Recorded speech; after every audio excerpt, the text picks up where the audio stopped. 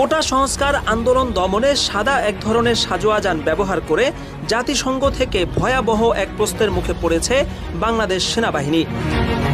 Armoured personal career বা সংক্ষেপে APC নামে পরিচিত এসব সাজোয়াজান সাধারণত বড় ধরনের যুদ্ধ এবং ভয়াবহ সামরিক আক্রমণের মধ্যে ব্যবহৃত হয়।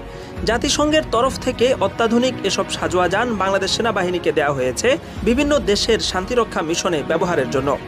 এগুলো কোথায়, কিভাবে, কোন পরিস্থিতিতে ব্যবহার করা যাবে সেটার পরিষ্কার একটা বিধিমালাও দেওয়া হয়েছে। কিন্তু সম্প্রতি কোটা আন্দোলনকে কেন্দ্র করে বিক্ষোভ দমনে কারফিউ জারির পর সেনাবাহিনীকে এসব গাড়ি নিয়েই সড়কে টহল দিতে দেখা যায়। এরপরেই বিষয়টি জাতিসংঘের দৃষ্টিগোচর হয়।